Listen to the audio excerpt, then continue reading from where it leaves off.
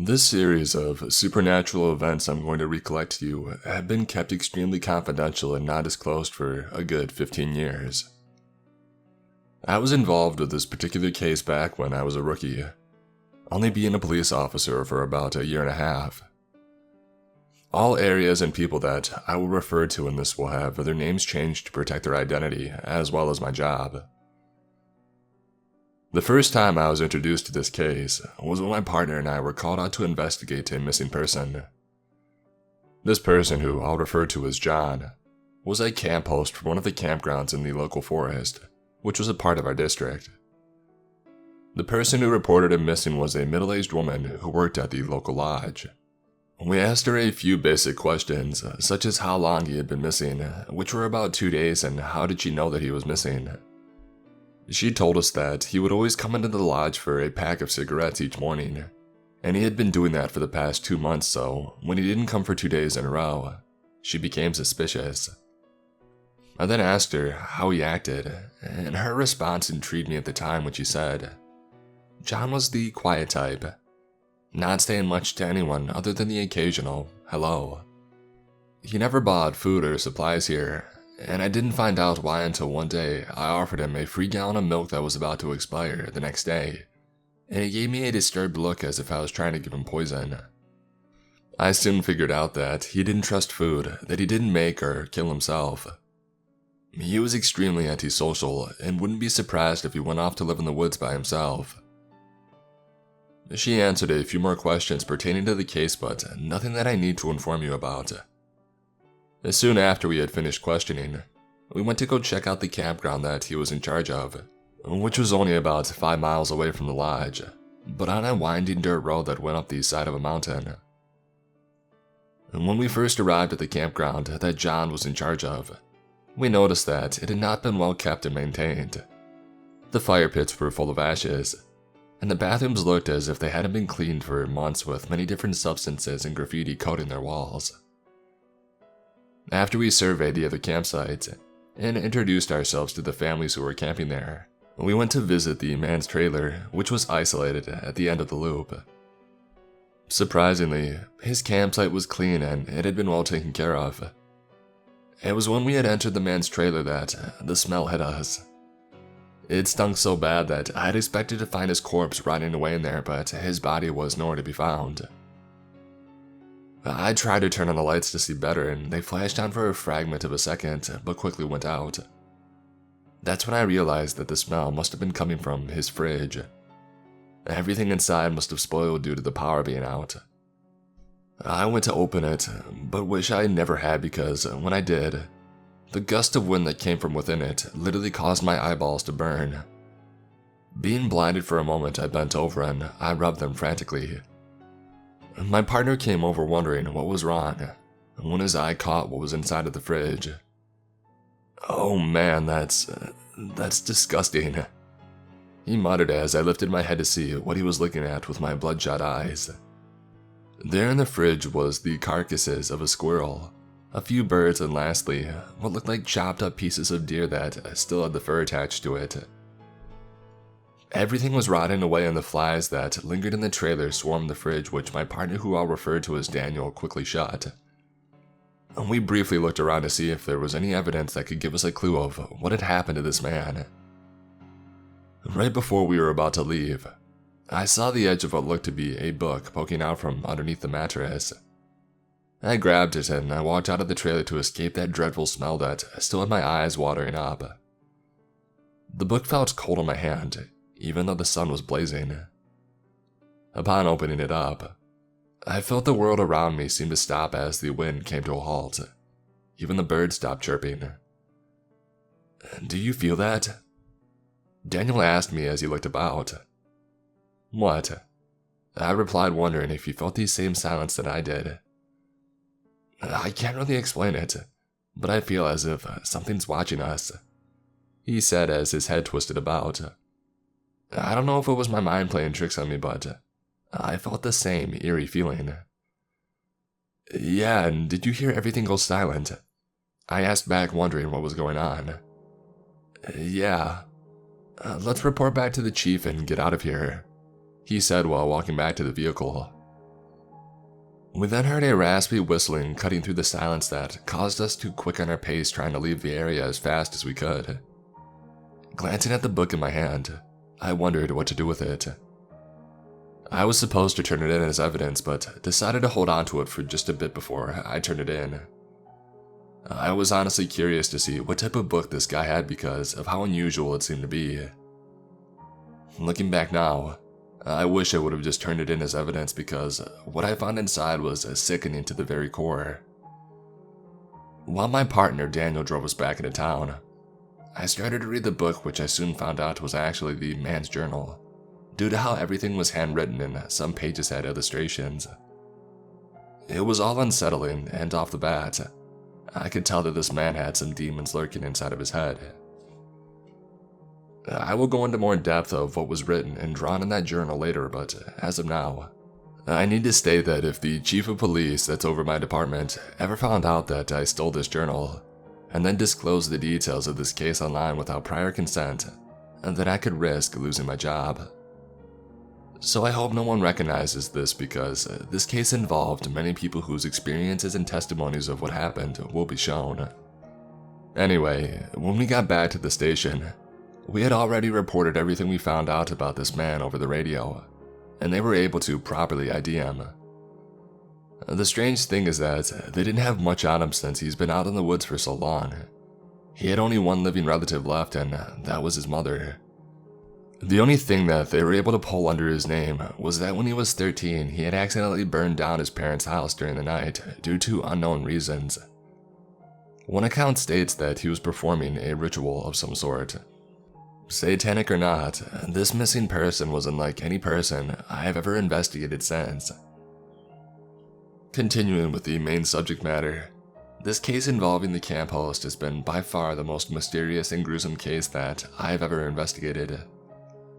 Everything that has happened up to this point of when I stole the journal was only the shallow part of the story. But little did I know that I would soon find myself in the deep end of the pool. What we found out there could cause any sane person to have a mental breakdown, so I'm not going to drop it on you all at once, but rather spoon-feed it. This was only the beginning of a nightmare. To continue on after my first update, I'm going to be showing the account that we had received from one family in particular who were staying at the camp when the camp host supposedly went missing. This conversation was recorded and then transcribed and is shown below. Officer Daniel: did you notice anything strange before the camp host went missing? Such as, did you see anyone else roaming around this campsite or anything suspicious? Well, when we first got here, we tried to introduce ourselves to him, and he just ignored us until we left. He seemed mentally unstable and unfit to be maintaining this campground, and was often whistling with a raspy, uneven tone, which got annoying when we were trying to enjoy the sounds from nature. Also, one weird thing was that during the middle of one of the nights, we heard something like hammering coming outside of our tent. My husband went to investigate and found the camp host chopping firewood next to a roaring fire, and it was about 3 o'clock in the morning. That was the last time that we saw him, and there were many other strange things that went on around the camp host campsite. Did he seem intoxicated at all during any of this? Maybe he wasn't stable. We tried to avoid him the best we could, so we weren't exactly sure if he was drunk or anything like that. Is there anything else that you saw that we should be aware of? I don't know if this pertains to this case, but I went hiking with my younger sister up the side of that mountain over there, and while we were hiking, we found something. What did you find? Well, you see, I'm not exactly sure what it was, but someone has definitely been doing something up there. Describe it, please. We found a patch of trees that had bones strung up on their branches, as if someone had tied them up. In the middle of this patch of trees were rocks that were placed in a strange circle type thing, and then there was a straight stick that held what looked to be some animal's skull. Around the circle posted on trees were pictures of people. I'm going to stop at this point in the interview because he had many questions that were not essential to know. But what the teenage son had hiked in on was what we investigated next. By the time we were interviewing these people, Search and rescue had gone out into the forest but never found him. They did find some random cigarette butts in the dirt, which tied back to him buying a pack of them a day from the lodge, so they thought that they were close to finding him. However, they still couldn't trace exactly where he went. While search and rescue were doing this, my partner and I were in charge of investigating the place that the teenager had described to us. When we finally found it, based on the description of how to get there from the boy, we took pictures of the area. It was a strange place, and the random picture of people posted on the trees all angled to where any one of them could be seen if you stood in the middle of the rocks. I examined the photos trying to see if I recognized any of the people when Daniel said, "Isn't this that little girl who went missing in the woods last summer?" Walking over, I examined the picture, and it matched the photo which our police department put in the newspaper, wondering if anyone had seen her around. "Yeah, that is the girl, but why would someone put her picture here? It just doesn't make sense to me." "You don't suppose that these are all pictures of people who have gone missing?" Daniel asked as he looked around. "Only one way to be sure. Let's take a picture of each one and send it back for analysis. Maybe this is some weird shrine someone created, or it could just be a trophy shelf of someone's victims. Who knows? We might just soon find a picture of the man we were looking for hung up on one of these trees." I responded while brushing my stubby beard. Daniel agreed, and we photographed and documented the area. While we sent this information in, I decided to read some of what was written in the man's diary that I had taken from his trailer. It was a random, disturbing segment in a page from it, and it goes as follows. "I need to appease it somehow, but I can't. It's following me everywhere I go, and there's near nothing I can do about it. Every time I feel it close behind me, I dart around and nothing's there. I see people in camp smiling and having the time of their lives, not knowing of the evil that I've just done." This is what I couldn't understand in the man's writing at the time, was that he seemed as if someone or something was trying to get to him, but there was no evidence proving that this was true. There was no forced entry in the man's trailer. It was as if he had just vanished without a trace. Later, Daniel and I were notified about who the pictures were of, and the answer was mind-boggling. Every single one of those people who had gone missing in that forest area, ranging from 20 years ago all the way to the present day. Either someone was being insensitive and made this, or this could be a trophy case of someone's victims whose deaths were all blamed on going missing in the woods. All I knew at the time was that this case began to grow much further than just a simple missing person. Sometimes one person's perspective is completely different from another, even if they are both observing the same thing. That is one rule that I learned while being a police officer. Always be prepared to know that you aren't prepared at all. For this next update, I'm going to read another submission from the missing persons journal that, at the time of when this occurred, gave me more insight on what truly happened to him, but still, there lingers mystery in the crevices. John's a journal entry a month prior before going missing. My mind spins at the possibility of what I can do now that I finally found the ingredients needed. I write this in here as my heart races with excitement of the powers that I will soon possess.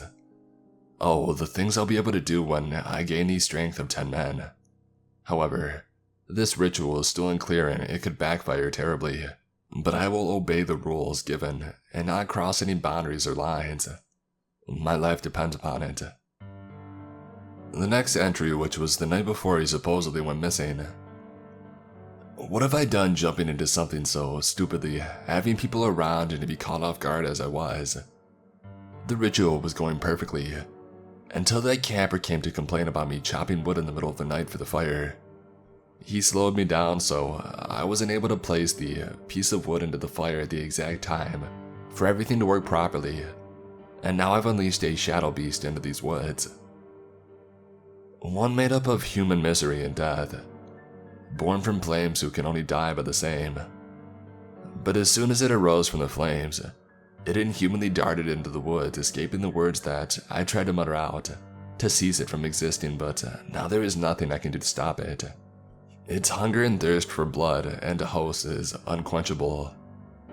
I know soon that it will come for me, but I will only be the first of many. If I do not write again, then I bid this cruel world farewell. This was the second to last entry in the journal, but the last one I showed you in the previous post where he wrote about being followed. So, furthermore, these are some of the last sentences that he's ever written. That thing isn't trying to kill me, but I have no idea what it wants. It wanders close to me at night, out of sight, waiting for me to let my guard down, but it could have killed me many times already. But it hasn't, and I truly don't know why. The only thing I can imagine is that this thing wants to get inside of me, possessing my body and gaining complete control of my actions. Soon after, it would commit the most heinous crimes that anyone could imagine. If this would happen, it would probably destroy the shrine that I made to pay respect to the ones who have gone missing to the wandering spirit that I unleashed into this same forest about 20 years ago. All of those people died because of me, and I fear that if I don't maintain that shrine, then they will come back to haunt me.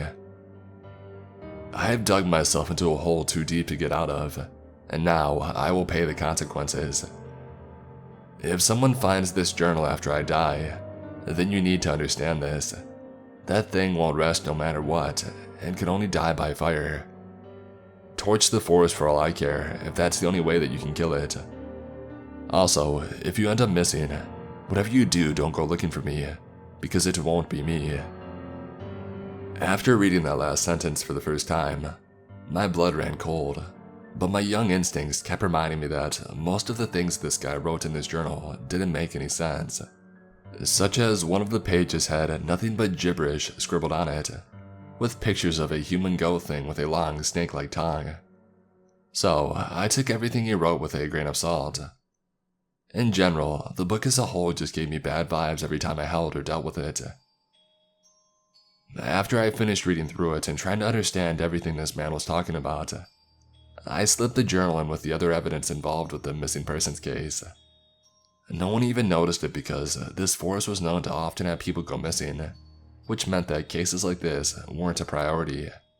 However, all of the people going missing made me think about when John wrote about releasing a wandering spirit into the woods, and he made that strange shrine that the teenagers stumbled upon to try and appease the spirits of the people who were killed by it.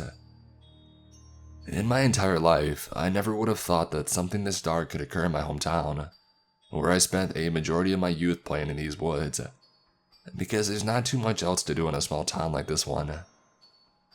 Being involved in this case made me never want to do anything in the outdoors again, because who knows what's lurking out there among the trees. All of this seemed so crazy to me at the time, and the time and effort put into this case was all meant to find a lunatic who believes in conjuring spirits and gaining powers through rituals and other strange things like that.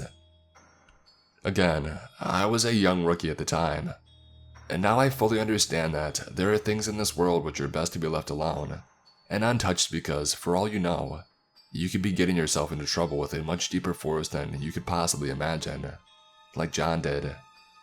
The next update will be my last of this personal story of mine, because I fear that my coworkers and other people that I haven't told you about yet will catch on to this, and know that it was me who disclosed this information to the public. This will be the last post involving this personal story of mine because I've already been hearing rumors at work about someone who leaked private information involving a case, but I'm still not sure if they think it's me or someone else. The best thing for me to do is to end it here and lay low for a while, but I hope the chief of police for my department not into reading scary stories posted on the internet so he won't find this. And with that out of the way, I must tell you how everything went down those last fatal days when my partner and I were still working on the case.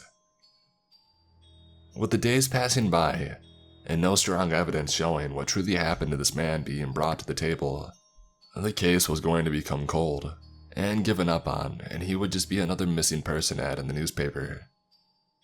At the time, I was sick of dealing with this case mainly because, after we first went into the man's trailer and I took his journal, there had been strange occurrences and sensations that I felt randomly.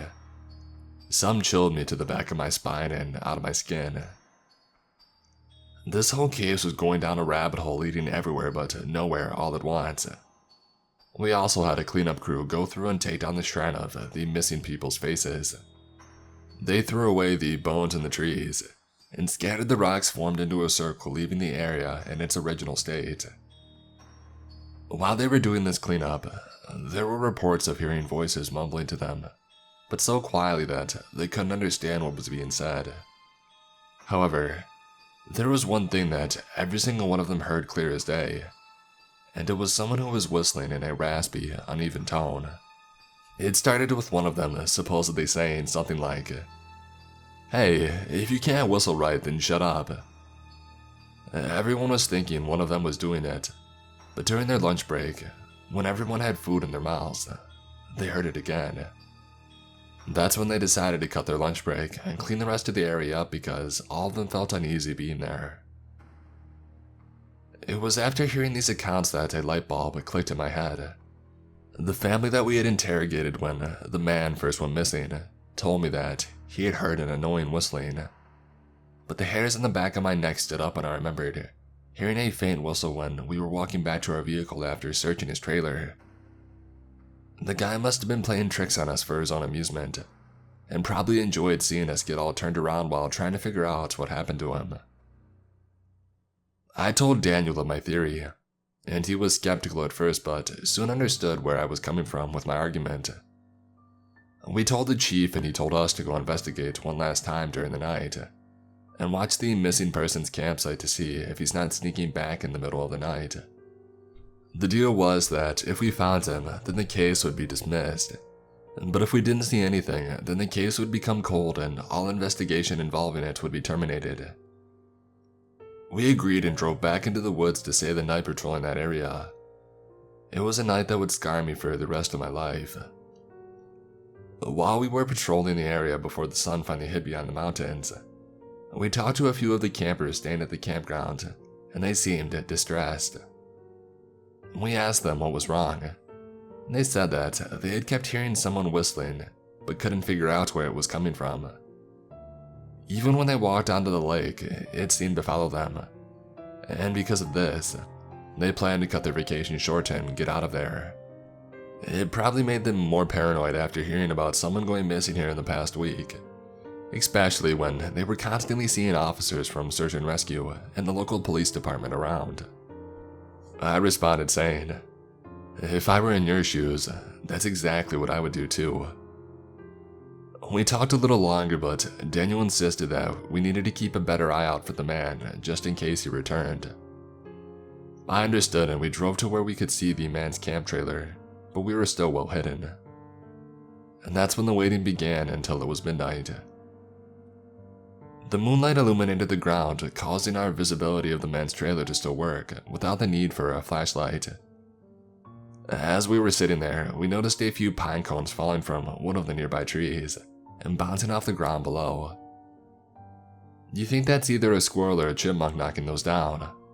I asked while stretching and letting out a yawn. "Could be. I've seen chipmunks knock them down quite often." Daniel responded as we gazed at where they were dropping. And that's when we heard something snap and saw a large branch fall from the same tree the pine cones were coming from. "That has to be a bear cub or something to break a branch that big," I stated, wondering what was up there. "If that's the case, then we would have to scare it out of the campground so it won't hurt anyone," Daniel said as he opened his side door, and he grabbed his heavy-duty flashlight big enough to be considered a weapon, and he shined it at the tree. I couldn't see exactly where he was shining because I was still in the vehicle, but Daniel pulled out his gun and started screaming, "Sir, get out of the tree now. This is the police." I wondered what was going on, so I got out, and I saw where Daniel steadily held the flashlight. How did he get up there?"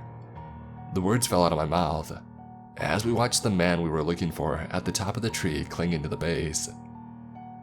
He didn't move at all, but his eyes were illuminated by the flashlight and reflected brightly blood red. "Sir, I won't tell you again. Climb down from the tree, or if you are incapable of doing so, please let us know," Daniel yelled with droplets of spit falling out.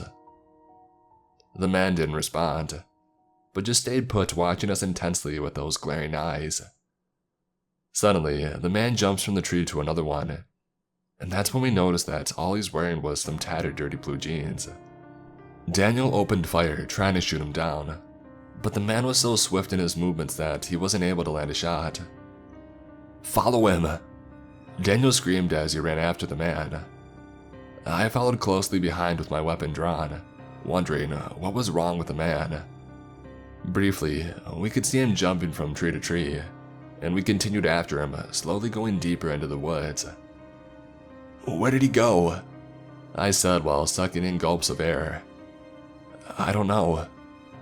"You hear that?" Daniel asked as he glanced about. Looking closely, I could hear the faint sound of someone whistling. "He's gotta be close by," Daniel stated firmly while tightening the grip on his gun. Closely listening to the raspy, uneven whistling, I said, "It's getting louder. That must mean he's..." Out of nowhere, the man pounds from one of the trees on top of me. He was trying to sink in his sharpened teeth into my neck, but I held him back the best that I could. But his strength seemed inhuman.